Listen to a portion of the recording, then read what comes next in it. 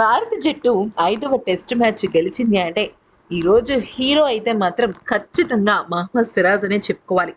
మన హైదరాబాద్ జట్టు super duper ఆటగాడు మన డిఎస్పి. ఇక సిరాజ్ దగ్గరుండి భారత జట్టును అద్భుతంగా గెలిపించాడు. ఇంతకన్నా కావాల్సింది మరొకటి ఉండదు.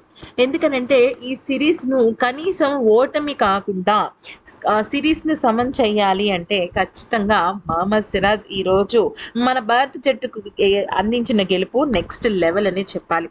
అయితే ఇక విషయంలోకి వచ్చినట్టయితే 339 పరుగుల ఓవర్ నైట్ స్కోర్తో ఆఖరి రోజు ఆటను ప్రారంభించిన ఇంగ్లాండ్ జట్టు అప్పటికే 6 వికెట్లు కోల్పోయింది. ఇక ఆ తర్వాత మహమ్మద్ సిరాజ్ 5 వికెట్లు పడగొట్టాడు. 104 పరుగులు ఇచ్చి భారత్కు చిరస్మరణీయమైన విజయాన్ని అందించాడు. ఇక సిరాజ్కి తోడు ప్రసిద్ధ కృష్ణ కూడా 4 కీలకమైన వికెట్లు పడగొట్టాడు. 5వ టెస్ట్ మ్యాచ్కు బూమ్రా అందుబాటులో లేకపోవడంతో ప్రతి ఒక్కరూ భయపడ్డారు. ఏం జరుగుతుందిరా నాయనా అంటూ తల పట్టుకున్నారు. కానీ ఇక ఆ విజయాన్ని ఆ ఒక లోటుని కూడా తీర్చేశాడు అనమాట సిరాజ్. అయితే ఇక మ్యాచ్ అనంతరం అధికారిక బ్రాడ్కాస్టర్తో మాట్లాడిన సిరాజ్ ఏమన్నాడో ఒక్కసారి చెప్పుకుందాం. ఏది ఏమైనా సరే సరైన ప్రదేశంలో బౌలింగ్ చేయాలనే ప్లాన్తోనే బరిలోకి దిగాను. వికెట్లు పడినా పరుగులు వచ్చినా నేను పట్టించుకోలేదు. బ్రూక్ క్యాచ్ తీసుకున్నప్పుడు బౌండరీ లైన్ తాకుతున్నానని నేను ఊహించలేదు.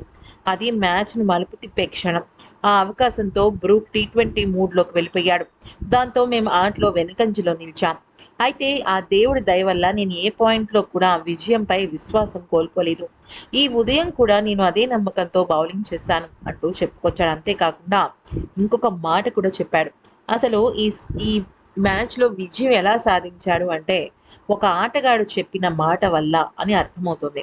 ఆఖరి రోజు ఆటకు ముందు తన క్రికెట్ ప్రయాణాన్ని తన తండ్రిని గుర్తు చేసుకోవాలని జడేజా తనకు సూచించాడని తెలిపాడు.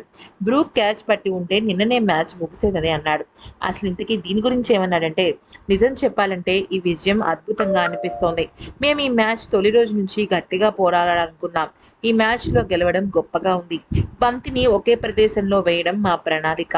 అయితే ఇక ఈరోజు మ్యాచ్ మొదలయ్యే ముందు జడేజా నా దగ్గరికి వచ్చి నువ్వు పడ్డ కష్టం, నీ తండ్రి నీ కోసం పడ్డ కష్టం, నీ తండ్రి కోసం నువ్వు ఆడుతున్నాను అన్న విషయం అస్సలు మర్చిపోతూ 1కి 2 సార్లు గుర్తు చేసుకో అని నాకు జడేజా చెప్పిన మాటలు నిరంతరం అనుక్షణం గుర్తొచ్చాయి.